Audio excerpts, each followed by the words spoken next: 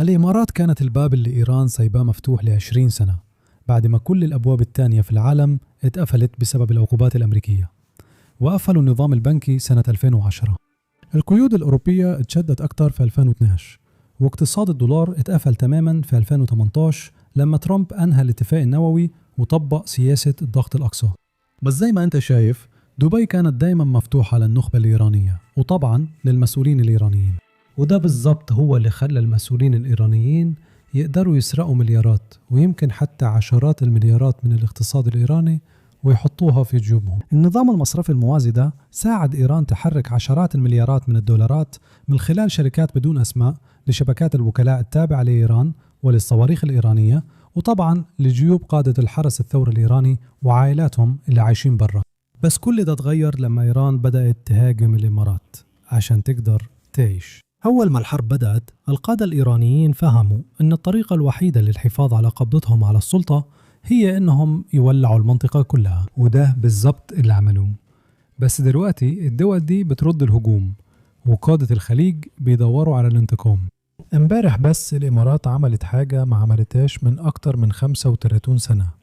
هم بيخرجوا من منظمة أوبك. هم بيقولوا مش عايزين يبقوا جزء من أي حاجة فيها إيران، وعشان كده الإمارات بقت منتج نفط مستقل ومن أكبر المنتجين في العالم، ولسه مكملين. كمان هم بيستهدفوا الحسابات البنكية الإيرانية والنخبة الإيرانية، وطبعا النظام المصرفي الموازي الإيراني اللي النظام الإسلامي بيعتمد عليه. مستقبل الشرق الأوسط بيتغير للأبد، وممكن النظام الإسلامي ما يلحقش يشوف ده. يلا نبدأ بأوبك. اللي ما يعرفش، أوبك هو كارتيل دولي لدول بتنتج البترول منهم إيران، وبيتفقوا مع بعض علشان يحافظوا على أسعار البترول عالية. هم مش عندهم سيطرة كاملة على أسعار البترول، لأنه في منتجين كبار برا أوبك زي أمريكا، بس برضه ليهم تأثير كبير، ودلوقتي التأثير ده بيقل واحدة واحدة. امبارح بس الإمارات أعلنت إنها تسيب أوبك ابتداء من 1 مايو، يعني بعد يومين. الإمارات كانت ثالث أكبر منتج في أوبك، أو أظن لسه ثالث أكبر منتج في أوبك لحد 1 مايو. بس دلوقتي بعد ما هيسيبوا المنظمة ده هيديهم مرونة أكتر في كمية الإنتاج اللي عايزين ينتجوها. بص، أوبك بتشتغل إزاي؟ كل القادة أو الممثلين من كل الدول بيتجمعوا في اجتماع وبيقرروا كل دولة المفروض تنتج قد إيه، يعني بيحطوا حصة لكل دولة. بالطريقة دي يقدروا يتحكموا في المعروض بالسوق ويحافظوا على السعر اللي عايزينه. لكن دلوقتي بعد ما الإمارات هتسيب المنظمة مش لازم يلتزموا بالحصة اللي أوبك بتديها لهم، يقدروا ينتجوا على قد ما يقدروا. دلوقتي هنا أنا عايز أوضح الصورة بشكل واقعي، لأن ده فعلا خبر كويس، بس مش بالدرجة اللي ناس كتير بتصورها، خصوصا على المدى القصير. بص على الحصة والإنتاج اللي الإمارات كانت بتنتجه ضمن المنظمة. حصة الإمارات في أوبك كانت 3.5 مليون برميل في اليوم، لكن الإنتاج الفعلي كان 2.2 مليون برميل في اليوم بس، يعني هم أصلا كانوا أقل بكتير من حصتهم. الموضوع ما كانش الحصة اللي منعاهم من الإنتاج الكبير. وزير الطاقة الإماراتي قال دلوقتي إنهم بعد ما خرجوا من منظمة أوبك يقدروا يزودوا الإنتاج لحد 6 مليون برميل في اليوم لو السوق محتاج، يعني لو لقوا مشترين. على المدى الطويل لو الإمارات قدرت توصل ل 6 مليون برميل في اليوم، ده أكيد خبر كويس جدا لكل الناس حول العالم اللي بيشتروا البترول، يعني ناس زي وزيك. ممكن ما يكونش خبر كويس لشركات البترول، بس مين مهتم؟ بس شوف، السبب ان الامارات بتنتج اقل بكتير من حصتها في اوبك ملوش علاقة باوبك نفسها، لكن ليه علاقة بمضيق هرمز. زي ما انتوا عارفين مضيق هرمز عليه حصار ايراني، والسفن مش قادرة تدخل او تخرج، وعشان كده الامارات مش بتنتج الكمية اللي اوبك بتسمح لهم بيها، بس عندهم حل بديل. بص على الخريطة دي، شوف الإمارات عندها خط أنابيب بيعدي عبر البلد، وفعليا بينقل البترول عبر مضيق هرمز، يعني بيتفادى المضيق. لو لاحظت زمان الإمارات كانت بتنقل البترول من الحقل لأقرب ميناء، وبعد كده النقلة كانت بتاخده وتعدي بيه مضيق هرمز لأي مكان في المشتري. لكن دلوقتي بعد ما إيران قفلت مضيق هرمز، الإمارات بقت بتنقل البترول عبر البلد من خلال خط الأنابيب ده. لكن للأسف خط الأنابيب ده مش بيستوعب كمية كبيرة، أظن سعته حوالي 1.5 مليون برميل بترول في اليوم، وده هو عنق الزجاجة دلوقتي مش الخنك، عنق الزجاجة. يعني الإمارات تقدر تنتج أكتر بس مش قادرة تصدر أكتر غير لما مضيق هرمز يتفتح تاني، وعشان كده هم بينتجوا أقل بكتير من قدرتهم الحقيقية. بس على المدى الطويل ده أكيد مش خبر كويس لإيران، لأن ده إشارة تانية إن الإمارات مش عايزة يبقى ليها أي علاقة بإيران. ولو كنت وزير أو مواطن إماراتي كنت هتعرف ليه. بص على اللي إيران عملته في آخر 60 يوم. شوف، أثناء الحرب إيران ضربت صواريخ وقذائف على الإمارات أكثر من أي دولة تانية هاجمتها، وده بيشمل إسرائيل اللي كانت دولة بتهاجم إيران بشكل مباشر. وعلى الرغم من كده إيران كانت بترجع تهاجم الإمارات وبتدمر المطارات والمواني ومنشآت النفط وأي حاجة يقدروا يوصلوا لها. ومن وجهة نظر الإماراتيين ده ما كانش ليه أي معنى، لأن الإمارات عمرها ما أدت إذن للولايات المتحدة إنها تستخدم القواعد اللي في البلد أو حتى تستخدم المجال الجوي الإماراتي لمهاجمة إيران. هم ما كانوش طرف في الحرب دي. بس إيران كانت غاضبة من إنه الإمارات جزء من اتفاقيات أبراهام. هم من الدول القليلة في الشرق الأوسط اللي بيعترفوا بإسرائيل كدولة، عشان كده إيران كانت بتهاجم الإمارات أكتر من باقي دول المنطقة. وطبعا إيران فكرت كمان إنه لو هاجموا مباني مدنية وشقق سكنية جوا دولة يمكن ده هيزود الضغط على الولايات المتحدة عشان توقف الحرب دي.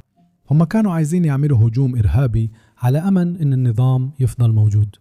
طيب تتخيل إيه وزراء الإمارات وطبعا مواطنين الإمارات لسه ما نسيوش الموضوع ده. هم بيأكدوا بشكل واضح إنه ما فيش رجوع بعد اللي إيران عملته.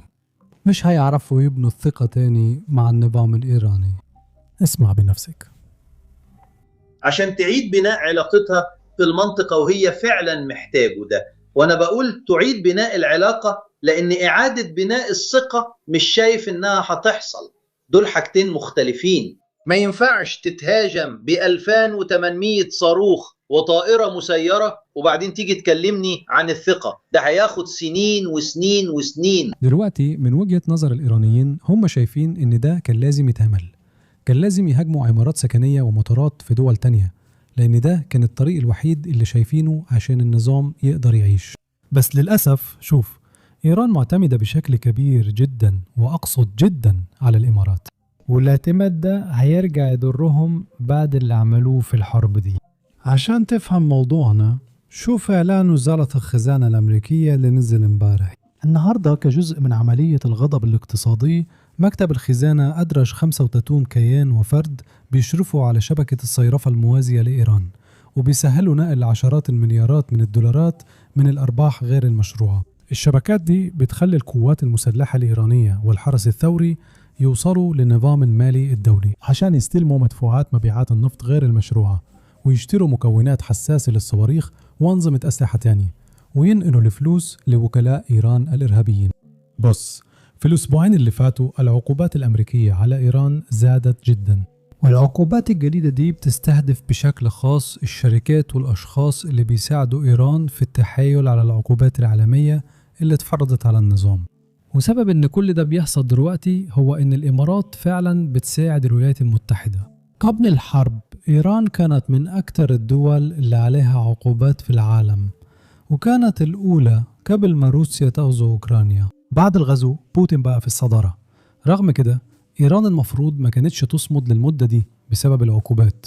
بس زي ما انت شايف كان في شوية دول في الشرق الأوسط ومنها الإمارات كانوا مستعدين يغضوا الطرف لما الشركات الإيرانية كانت بتستخدم أنظمتهم عشان تهرب من العقوبات.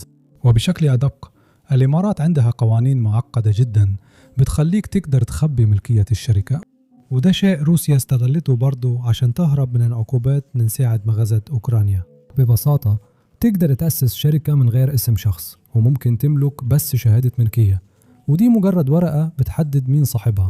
وفي الحقيقة في شركات كتير زي دي في الإمارات عندها حجم تداول أو إيرادات بعشرات المليارات من الدولارات من غير ما العالم يعرف مين ورا الشركات دي. وده جذاب جدا للناس اللي عايزين يتجنبوا العقوبات. وإيران كانت بتستفيد استفادة كبيرة من القوانين دي قبل ما الحرب دي تبدأ. دلوقتي مش عارف رأيكم إيه، بس بالنسبة لي شخصيا أنا مش مستعد أتغاضى لما حد يضرب عليا 3000 صاروخ وطائرة مسيرة. وتخيلوا إيه، الإمارات حاسة بنفس الإحساس، لأنه قبل الحرب دي ما كانش عندهم مشكلة كبيرة مع إيران وهي بتستخدم بلدهم ونظامهم البنكي عشان تتهرب من العقوبات، لكن دلوقتي بقوا عندهم مشكلة. عشان كده الإمارات دلوقتي بتتعاون بقوة مع الولايات المتحدة لقفل كل الثغرات والنظام المصرفي الموازي اللي أنشأه إيرانيين. إيران غاضبة جدا من ده، وهوريكم بيانهم كمان شوية.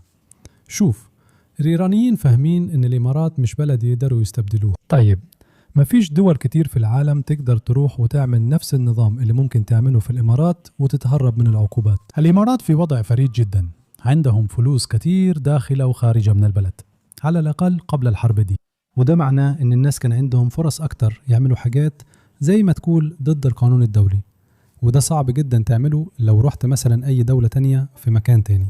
والمشكلة الأكبر إنه الإيرانيين مش بس بيخسروا فرصة التهرب من العقوبات، كمان بيضيعوا فلوسهم اللي في حسابات بنكية أجنبية وشركات عملات رقمية. وزارة الخزانة أعلنت النهاردة إنها جمدت أكثر من 300 مليون دولار بالعملات الرقمية ضمن عملية الغضب الاقتصادي. لو جمعتوا كل ده مع الحصار الأمريكي اللي بيكلف إيران مئات الملايين من الدولارات من عائدات التصدير كل يوم، هتفهم ليه الإيرانيين بقوا يائسين كده. ده بيان وزير الخزانة سكوت داسن امبارح. جزيرة كارج محطة تصدير نفط إيران الرئيسية قربت توصل للساعة القصوى. ده هيجبر النظام على تقليل إنتاج النفط، وده هيؤدي لخسارة إضافية تقريبا 170 مليون دولار في اليوم من الإيرادات، وكمان هيسبب ضرر دائم في البنية التحتية للنفط في إيران. وزارة الخزانة هتستمر في فرض أقصى الضغوط. أي شخص أو سفينة أو كيان بيسهل تدفق غير قانوني لطهران بيعرض نفسه لعقوبات أمريكية. زي ما قلنا قبل كده، الحصار الأمريكي ممكن يكون أكثر فتكا من القنابل الأمريكية، لأن إيران فعلا مش قادرة تعوض إيرادات التصدير اللي كانت عندها قبل الحصار. هم مش قادرين ببساطة ينقلوا البترول عن طريق خط أنابيب أو حاجة زي كده، وده معناه إنهم فعلا بيعانوا من نقص الفلوس، بيعانوا من نقص الواردات، هم بيعانوا من نقص العملة الأجنبية اللي يقدروا يستخدموها في استيراد الأكل. ده كان رد فعل إيران، ومرة تانية بيستهدفوا الإمارات تحديدا. القيادة الإيرانية مقتنعة أنها تقدر تضغط على دول الخليج لحد ما يخضعوا. لجنة الأمن القومي الإيرانية بتحذر أن الإمارات بتتخذ خطوات عشان تتحالف مع أمريكا لهجوم جديد، وأن البلد دي هتتلقن درس. هم بيقولوا لمواطني الإمارات ياخدوا بالهم، وده المكان اللي الإيرانيين بيغلطوا فيه تاني. هم فاكرين أن الإمارات بتتصرف لوحدها، مع أن في الحقيقة في دول خليجية تانية كتير حاسة بنفس الشعور، مع أن دلوقتي الإمارات هي الوحيدة اللي بتعمل أغلب الضرر. قبل ما نتكلم عن قادة الخليج ودلوقتي بيقولوا إيه، حابب أفكركم تضغطوا لايك وسبسكرايب تحت، ده فعلا بيساعدنا جدا، خصوصا وإحنا بنغطي الأخبار دلوقتي، لأن في ناس كتير من الأمريكان مصدقين إن إيران كسبانة في الحرب دي. في الحقيقة القادة الإيرانيين لسه مستخبيين. البلد اللي تكسب الحرب دي مش محتاجة تخبي قادتها في ملاجئ تحت الأرض. إيران بلد جعانة فلوس، جعانة دخل، وجعانة أكل. ده مش بلد كسبان بأي شكل، لكن لسبب ما الناس لسه مصدقة إن إيران هي اللي كسبانة. وعشان كده لو تقدر تساعدنا نوصل الفيديو ده لناس أكتر، يمكن يتعلموا أكتر عن الحقيقة. دلوقتي يلا ننتقل للي بيقولوا قادة الخليج. قادة الخليج بيرفضوا ادعاء سيطرة إيران على مضيق هرمز. عدة دول في الشرق الأوسط قالت يوم الثلاث إنها بترفض سيطرة إيران وبتعارض بشدة فرض أي رسوم على الناقلات اللي بتعدي من الممر الملاحي. الكلام ده جاي من مجلس التعاون الخليجي اللي هو تحالف من 6 دول خليجية، منهم البحرين، الكويت، عمان، قطر، السعودية، وطبعا الإمارات. في إيران الوضع الاقتصادي بيتدهور وفي انقطاع مستمر للإنترنت، وده خلى أكتر من 90 مليون إيراني مش قادرين يتواصلوا مع العالم أو يشاركوا اللي بيحصل. وده مثال تاني على نظام بيخاف من شعبه أكتر من أي حد تاني. ودلوقتي في ناس قادرين يتصلوا بالإنترنت هنا وهناك، يمكن لاقين ثغرات أو بيستخدموا ستارلينك، وبيشاركوا قد إيه الوضع سيء فعلا جوا إيران. شوف التقرير ده. في اجتماع اتعرض تقرير عن اقتصاد إيران بعد الحرب، واللي قدمه قال إن إيران بتقرب من الانهيار الاقتصادي. قال إنه هيبعت تقارير للمديرين الكبار. النهاردة بعد الظهر شفت تغريدة ترامب، إيران بلغتنا إنهم في حالة انهيار. يا ساتر على اللي بيكتبوا التقارير. دي كانت تغريدة حد نشرها من إيران بعد ما قدروا يتصلوا بالإنترنت. الوضع الاقتصادي للحكومة الإيرانية صعب جدا، وده باين في شوية معلومات بتظهر على الإنترنت.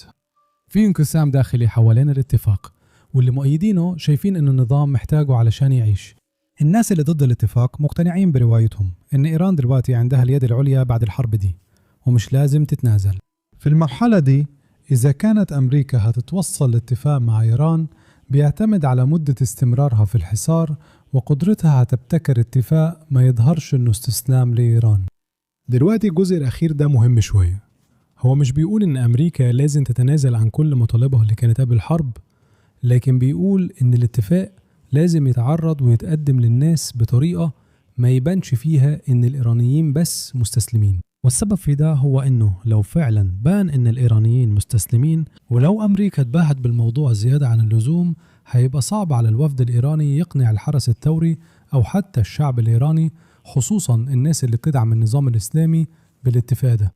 عشان كده لو الاتفاق اتعرض بحيث أمريكا تاخد كل اللي عايزاه من غير ما يبان إن إيران استسلمت، إيران فعليا خسرت الحرب. ده بالظبط اللي الرئيس الأمريكي السابق جورج H.W. بوش عمله لما الاتحاد السوفيتي انهار سنة 1991. هو ما كانش مركز على الشماتة في إن أمريكا والغرب كسبوا الحرب الباردة، كان مركز أكتر على إنه يضمن إننا نقدر ندير الانهيار ده بطريقة ما تخلقش مشكلة كبيرة لباقي العالم. هنا أنا عايز أرجع انتباهكم للاجتماع اللي حصل في باكستان تقريبا من 3 أسابيع. بعد الاجتماع ده شفنا شوية تقارير، أو يمكن حتى أثناء الاجتماع شفنا تقارير طلعت اللي قالت إنه أمريكا ما كانتش بتعرض منع إيران من التخصيب على إنه 0 تخصيب، لكن أمريكا كانت عايزة تعرضه كأنه وقف مؤقت. يعني إيران مش هتخصب أي يورانيوم لمدة 20 سنة جاية، وبعد كده إن شاء الله يكون في اتفاق جديد يحصل. دلوقتي طبعا الجزء ده لوحده مش بيقول لنا كتير إذا كان الاتفاق كويس ولا لأ من وجهة نظر أمريكا، بس لو قدرنا بطريقة ما نظبط كل التفاصيل التانية وبرضه نخلي إيران توافق إنها ما تخصبش اليورانيوم لمدة مثلا 20 سنة 30 سنة أو حتى 15 سنة، مش متأكد المدة هتكون قد ايه في الاتفاق النهائي، بس في الآخر ده هيكون شيء إيجابي. طبعا هيبقى في ناس مش هيرضوا، لأننا بدأنا الحرب دي وإحنا بنطالب بعدم التخصيب مطلقا. يعني إيران لازم توافق إنها عمرها ما هتخصب يورانيوم في المستقبل، و20 سنة، مش بالضبط عدم التخصيب مطلقا. بس مع ذلك طالما نقدر نحط تفاصيل تانية وضوابط تانية، يعني إيران مش بتعمل حاجة في الخفاء زي إنها تبني منشأة تخصيب وهي مستنية 20 سنة يخلصوا. لو قدرنا نتجنب النوع ده من المواقف اللي حصلت في اتفاق 2015 أظن ده ممكن ينجح. تاني، الموضوع فعلا بيعتمد على كل التفاصيل التانية. صعب نحكم إذا الصفقة كويسة أو لا من غير التفاصيل. نستنى ونشوف اللي هيحصل بعدين. امبارح اتكلمنا عن ان ايران بتبعت للولايات المتحدة نسخة تانية من اقتراح للسلام عشان امريكا رفضت الاولاني. لحد دلوقتي ما عندناش اي تفاصيل عن اذا كانت النسخة التانية دي اتبعتت للولايات المتحدة ولا لا، او ايه اللي فيها او ايه اللي هيكون فيها. عشان كده ما اتكلمتش عن الجزء ده في الفيديو. اول ما نعرف معلومات اكتر هنعمل فيديو جديد بالتحديثات. ما تنسوش اللايك والاشتراك في القناة، واشوفكم في الفيديو الجاي. دلوقتي علشان نفهم ليه إيران بتتصرف بالطريقة دي دلوقتي، لازم نرجع ونبص على ازاي إيران وصلت للمكان اللي هي فيه النهاردة. ده مش معناه بس إننا نرجع لسنة 1979 وقت الثورة الإسلامية. في الحقيقة لازم نرجع أكتر لورا، لوقت ما كانت سلالة القاجار بتحكم إيران في القرن ال19، ونشوف ازاي القرارات اللي الطبقة الحاكمة أخدتها وقتها لسه بتأثر على إيران لحد النهاردة. طيب، عارف ايه؟ ده بالظبط اللي بنعمله في بودكاست النهاردة، واللي فيه أكتر من جزء. لو انت مهتم بتاريخ إيران وعايز تعرف وصلنا هنا ازاي، لازم تروح وتسمعه. تقدر تتفرج عليه عن طريق الضغط على الروابط في الوصف، أو ببساطة تضغط على الفيديو اللي هيظهر لك على شاشة النهاية.